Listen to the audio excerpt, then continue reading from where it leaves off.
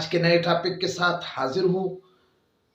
Prokaryote का दूसरा lecture Archie के हवाले से आपके साथ जबरदस्त अपडेट, जबरदस्त चीजें शेयर करने जा रहा हूं। What is Archie, what is the meaning of Archie, who discover Archie, habitat of Archie, type of Archie, example of Archie, और इसके साथ ह्यूमन बीइंग के लिए क्या आर्की क्या क्या फायदे दे सकती है, ग्रुप ऑफ आर्की, बहुत सारी चीजें इस मुख्तसर वीडियो में कुछ मटेरियल लिखे हैं, कुछ आपके साथ मैं डायरेक्ट आप शेयर करूंगा, आप तैयार हो जाए। तो सबसे पहली चीज है कि आर्की, याद रखिए कि आर्की रोई जमीन पर सबसे पहले नमूदार होने वाली ऑर्गेनिज्म है। अब इसके मुतालिक इवोल्यूशन के जो एक्सपर्ट है वो मुख्तलिफ तरीकों से इसके बारे में एक्सप्लेनेशन करते हैं कि आर्की इस तरह की चीजें हैं, आर्की इस तरह थी। लेकिन सबसे पहले जब आर्की, चूंकि आर्की का तो हम फासिल रिकॉर्ड ही चेक कर सकते हैं, एक लिविंग जिंदरा है जिसको हम मेथेनोजन कहते हैं जो अभी भी मौजूद है, बाकी आर्की का कोई लिविंग जिंदरा मौजूद नहीं है। मॉलिक्यूलर टेक्निक पीसीआर के जरिए इसके बहुत सारे प्रोकैरियोट को, बहुत सारे आर्की को नेम दिए गए हैं। तकरीबन 6300 स्पीशी को इसकी क्लासिफिकेशन भी हो चुकी है।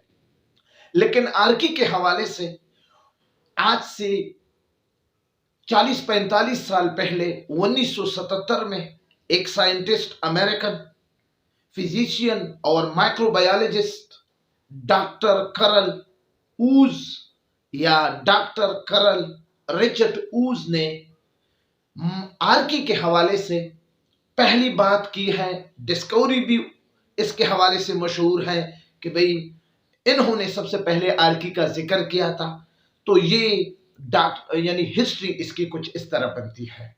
बाकी चूंकि ये 3.5 बिलियन ईयर एगो ऑर्गेनिज्म है, लिविंग ऑर्गेनिज्म था किसी जमाने में, तो इसके हवाले से फासिल रिकॉर्ड से हम डॉक्टर करल रिचर्ड ऊज ने इसको सबसे पहले लोगों को बताया। अब आर्की का लफ्जी मतलब क्या है?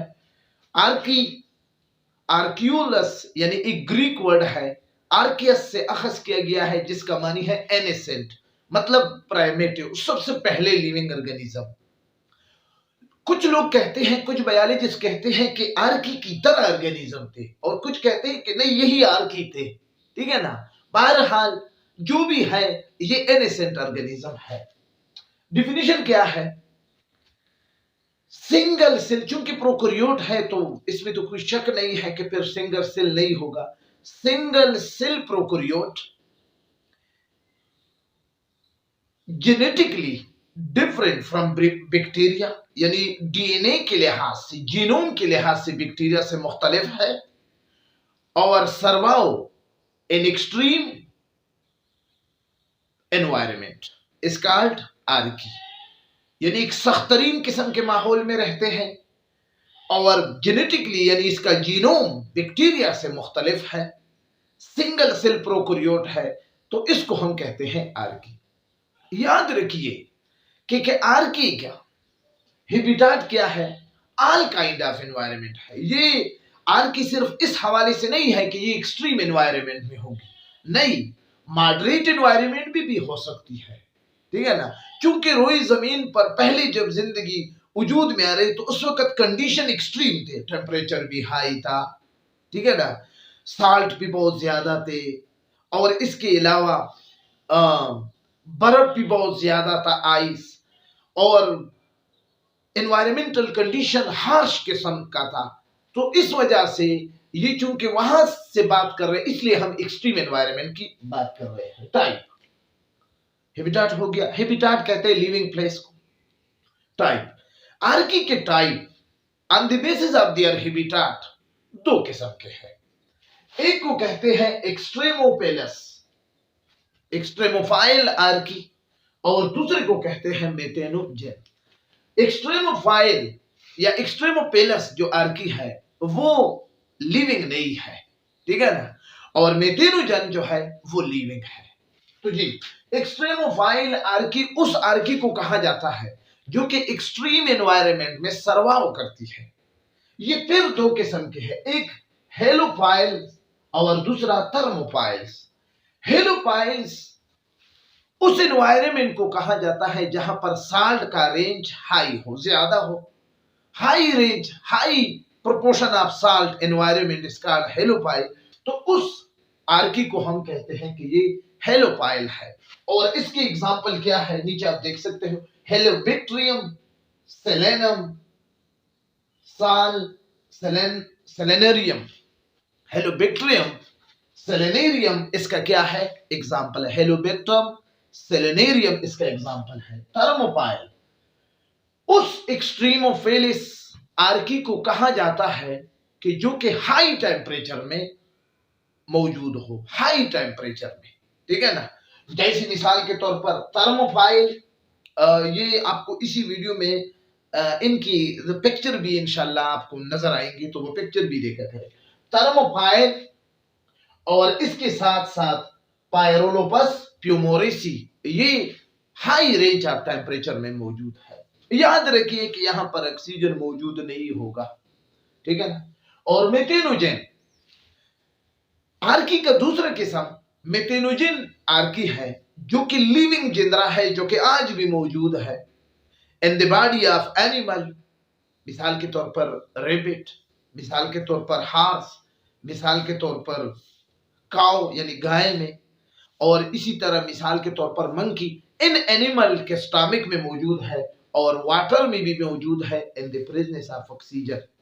ये ऑक्सीजन को भी इस्तेमाल करती है, ठीक है ना। और एक गैस जिसको हम मीथेन कहते हैं, कुदरती गैस, घरों में हम गैस को इस्तेमाल करते हैं ना, यही गैस मेथेनोजेन आर्की हमें प्रोड्यूस करती है, और इसका एग्जांपल है मेथेनोजेन, ठीक है ना जी। अब जर्नल कैरेक्टरिस्टिक, इसमें जाने से पहले मैं आपको एक कुछ बातें आर्की के हवाले से बताऊं कि आर्की के बॉडी सैंपल है, इसमें सेल वॉल भी होगा, सेल मेम्ब्रेन भी होगा, साइटोप्लाज्म भी होगा। साइटोप्लाज्म में सर्कुलर डीएनए होगा या आरएनए होगा, यानी जीनोम सर्कुलर होगा। इसी के साथ राइबोसोम भी आपको यूनिक किस्म की मिलेंगे, और इसी के साथ आपको न्यूक्लियस भी मिलेगा बगैर न्यूक्लियर एनवेलप के। तो ये इसका कुछ आर्की में आपको प्लेजेला भी नजर आते हैं, कुछ आर्की में आपको सीलिया भी आउटर मोस्ट लेयर पर नजर आएंगे। ये उसका क्या है, बॉडी स्ट्रक्चर है, ठीक है जी। जर्नल कैरेक्टरिस्टिक, सबसे पहले क्या है, ये एक्सट्रीम एनवायरनमेंट में रहती है। एक्सट्रीम का मतलब है कि ज्यादा तेजाब वाले, ज्यादा नमकियात वाले, ज्यादा टेम्परेचर वाले, ठीक है ना। अब पिक्रोपिलस आर्की है क्या है, ज्यादा तेजाब वाले एनवायरनमेंट में ये रह सकती है, ठीक है ना जी। Unique cell membrane, cell membrane इसका क्या है, यूनिक है, यानी इसकी केमिस्ट्री क्या है कि इसके अंदर क्या होगा, ईथर होगा। आपको पता है कि ईथर का ROR, ठीक है ना। अब ये केमिस्ट्री की है, आप सिर्फ इतना सीखे कि ROR, यानी O के साथ यहां पर आपको CH3OCH3, ठीक है ना। तो इस तरह अगर अब तो ये ईथर है, ईथर कंपाउंड है, इसके सेल मेम्ब्रेन में ईथर होगा, ये यूनिक सेल मेम्ब्रेन है। बाकी आपको बैक्टीरिया के अंदर ईथर नजर नहीं आएगा, यूकैरियोट के अंदर भी ईथर नजर नहीं आएगा, सिर्फ सेल मेम्ब्रेन, इसलिए मैंने लिखा है यूनिक सेल मेम्ब्रेन, ठीक है। वो चीज भी हो गई क्लियर जी। आगे जा, अब क्या है तीसरा, नो फोटोसिंथेसिस। आर्की में कोई मेंबर इस तरह नहीं है कि वो ऑटोट्रॉफ हो, यानी खुराक को तैयार करे, ठीक है ना। तो फोटोसिंथेसिस नहीं है। रिप्रोडक्शन, रिप्रोडक्शन इसका क्या है, कोई भी सेक्सुअल रिप्रोडक्शन इसके अंदर नहीं है, सारे एसेक्सुअल रिप्रोडक्शन है। एसेक्सुअल में आपके साथ बाइनरी फिजन है, यानी एक सेल से दो का बनना, मल्टीपल फिजन है, एक सेल से बहुत ज्यादा का बनना, बडिंग के जरिए, प्रेगमेंटेशन के जरिए, ये कुछ एसेक्सुअल मेथड है रिप्रोडक्शन का, ये आर्की इस्तेमाल करती है जी। नो प्रोडक्शन ऑफ स्पोर, कोई भी आर्की आपको स्पोर, यानी क्योंकि स्पोर एक रिप्रोडक्टिव स्ट्रक्चर है जो प्लांट में, फंजाई में आपको नजर आती है, बैक्टीरिया में भी आपको एंडोस्पोर जैसे स्ट्रक्चर नजर आते हैं, यहां पर स्पोर की कोई कंसेप्ट नहीं है। न एंडोस्पोर है, न एक्सोस्पोर है, न कोई रिप्रोडक्टिव स्पोर है, ठीक है ना, वो अलग कहानी। यूनिक जेनेटिक ट्रांसक्रिप्शन यानी डीएनए से आरएनए का बनाना, इसका वो यूनिक तरीका है, ठीक है ना। अब ये बहुत ज्यादा डिटेल में है, आप इतना समझे कि भाई डीएनए से जब आरएनए बनता है, ठीक है ना, तो उसको हम कहते हैं ट्रांसक्रिप्शन, ठीक है ना। अब आरएनए से जब प्रोटीन बनते हैं तो उसको हम कहते हैं ट्रांसलेशन। अब ये डीएनए से जब आरएनए बनती है तो ये इसका यूनिक है बाकी ऑर्गेनिज्म से, बैक्टीरिया के हवाले से या यानी दूसरे ऑर्गेनिज्म के हवाले से। जी, मेथेनोजेनेसिस ये वाहिद ऑर्गेनिज्म है जिसमें अमाइनो एसिड मेथेनोजिन है, AUG, जेनेटिक कोड में आपने ये चीजें सुने होंगे, AUG अमाइनो एसिड इसमें मौजूद है। मेथेनोजेनेसिस यानी मेथेनोजेनेसिस ये क्या करते हैं, मीथेन बनाते हैं, ठीक है ना। तो मेथियोनिन एक अमाइनो एसिड है जो इसमें मौजूद है, वो भी एक यूनिक है। यूनिक राइबोसोमल आरएनए, इसमें जो राइबोसोम देखो, राइबोसोम की तीन, आरएनए की तीन टाइप है। राइबोसोमल आरएनए जो राइबोसोम को बनाते हैं, ट्रांसफर आरएनए जो अमाइनो एसिड की ट्रांसफर करते हैं, और मैसेंजर आरएनए जो वो आरएनए जो मैसेज करते हैं डीएनए से राइबोसोम को। तो इसमें जो राइबोसोमल आरएनए है वो 16S पर है। आपको पता है कि प्रोकैरियोट में स्मॉलर राइबोसोम है जो कि 70S है, और यूकैरियोट में लार्जर राइबोसोम है जो कि 80S है। यहाँ पर जो आपको राइबोसोम मिलेगा वो राइबोसोमल आरएनए यूनिक किस्म का होगा, जिसमें 16S या 23S या 5S इस तरह के सेवेब्रेज यूनिट पर मुश्तमिल होगी, जो कि एक यूनिक आरएनए है। इसी राइबोसोमल आरएनए की बुनियाद पर डॉक्टर करल रिचर्ड वूज ने जो क्लासिफिकेशन किया था आर्की को, इसी बुनियाद पर एक नया डोमेन मिला था, ठीक है ना। तो जी, एंटीबायोटिक रिस्पांस, अब आर्की के खिलाफ जब हम एंटीबायोटिक इस्तेमाल करेंगे तो इसका क्या रद्द अमल होगा। अब एंटीबायोटिक क्या चीज है, वो केमिकल सब्सटेंस जो कि बैक्टीरिया की ग्रोथ को स्टॉप करे या किल करे, तो उस केमिकल सब्सटेंस को हम क्या कहते हैं, एंटीबायोटिक्स। ये एंटीबायोटिक के खिलाफ रिस्पांस इसका क्या है, रिस्ट्रिक्टेड। ये एंटीबायोटिक को बिल्कुल खत्म कर देती है, इसके यानी रिस्ट्रिक्शन कर लेती है। ये एंटीबायोटिक के खिलाफ इसको रिस्ट्रिक्ट खत्म कर देती है, ठीक है ना, इतना सख्त है। यानी एंटीबायोटिक इसके खिलाफ कुछ नहीं कर सकता, क्लियर। जेनेटिक मटेरियल, इसके जेनेटिक मटेरियल सिंगल होगा और वो सर्कुलर शेप में होगा। बैक्टीरिया में भी सर्कुलर होगा, लेकिन यूकैरियोट में आपको कुछ और शेप की भी मिलेंगे। एंट्रान, एंट्रान डीएनए के उस सेगमेंट को कहा जाता है जहां पर वो कोडिंग नहीं कर सकते अमाइनो एसिड की, यानी प्रोटीन की कोडिंग नहीं कर सकती, अमाइनो एसिड की कोडिंग नहीं करने वाला non coding sequence of DNA, उसको एंट्रान कहते हैं। ये आर्की में मौजूद है, ठीक है ना। और जो कोडिंग सीक्वेंस ऑफ डीएनए है उसको हम कहते हैं एक्सोन। तो एंट्रान जो है ये बैक्टीरिया में भी नहीं है, रेयर है, जबकि यूकैरियोट में बहुत ज्यादा है। तो एंट्रान यहां पर मौजूद है। तो ये चीज, आरएनए पॉलीमरेज, ये न्यूक्लियस के अंदर एक एंजाइम है जो कि रिप्लिकेशन में मदद देते हैं। आर्की के एक और जर्नल कैरेक्टर में यह है कि इसमें बहुत ज्यादा आरएनए पॉलीमरेज एंजाइम है, यानी आरएनए पॉलीमरेज 1 भी है, आरएनए पॉलीमरेज 2 भी है, आरएनए पॉलीमरेज 3 भी है। जी, जीन और एंजाइम, आर्की में जो भी जीन है यानी physical unit of inheritance, enzyme A protein which act as a catalyst, ये दोनों यूकैरियोट जीन और एंजाइम की तरह बिहेव करते हैं, बैक्टीरिया की जीन की तरह एंजाइम की बिहेव नहीं करता, ठीक है ना। तो ये सारी चीजें क्या है, इसकी जर्नल कैरेक्टर है।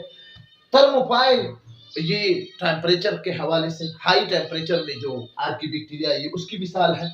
मेथेनोजेन, ये मेथेनोजेन जो इसकी एग्जांपल है। हेलोबैक्टरम, सेलेनेरियम, ये हेलोपेलस आर्की की एग्जांपल है। पिकोपेलस, ये भी थर्मोपेलस इसकी एग्जांपल है। पायरोलोपस प्यूमोरेसी, ये हाई एसिटिक टॉलरेंट, ये इसकी एग्जांपल है। तो ये हमारे साथ क्या है, आर्की। याद रखिए कि आर्की को हमारे लिए क्या बेनिफिट है। आर्की में ऐसी जीन है जो कि प्लांट और एनिमल के लिए स्ट्रेस कंडीशन में बहुत जरूरी है, और वो जीन जो हमें स्ट्रेस कंडीशन में लिविंग ऑर्गेनिज्म के लिए चाहिए वो हमें आर्की से मिलते हैं, बाकी ऑर्गेनिज्म से नहीं मिलते। और स्ट्रेस एनवायरनमेंट में, चूंकि ये ऑर्गेनिज्म तो स्ट्रेस एनवायरनमेंट में था, इसलिए इसके सारे जीन स्ट्रेस एनवायरनमेंट का किरदार अदा करते हैं। तो इनका ऑर्गेनिज्म के लिए ये फायदा है, बेनिफिट ये है कि ये स्ट्रेस एनवायरनमेंट के जब होगी तो ये वहां पर इसकी जीन काम करेंगे। अगर इसकी जीन की हम वहां पर क्लोनिंग करें तो एनवायरनमेंट में प्लांट और एनिमल उस स्ट्रेस कंडीशन के खिलाफ फाइट करना उसके लिए आसान होगा। तो ये बहुत सारी चीजें मैंने आपको आर्की के हवाले से, इनसे आप स्क्रीनशॉट, ये वैलिड मटेरियल है, ठीक है ना। इसी के साथ मैं आपसे इजाजत चाहता हूँ। नेक्स्ट टॉपिक इंशाल्लाह बैक्टीरिया के हवाले से होगा, आप इंतजार करें। बहुत जल्द तीसरी वीडियो भी इसी चैप्टर के आएगी, बहुत डिटेल के साथ। वीडियो में अगर कमी बेशी हो, आप समझते हो तो लाजमी तौर पर फीडबैक दें। जहां पर आपको समझ ना आए हो, डिफिनीशन में कहीं पर भी आप क्वेश्चन करें आर्की के हवाले से, इंशाल्लाह मैं आपको रिस्पांस दूंगा। ओपन होगा आपके लिए कमेंट बॉक्स। इजाजत चाहता हूं, आपके दुआओं का मुहताज रहूंगा। मेरी सेहत के लिए, मेरे फैमिली के लिए, मेरे वालिदैन के लिए, मेरे शागिर्दों के लिए, सबके लिए दुआओं में याद रखिए। खुदा हाफिज।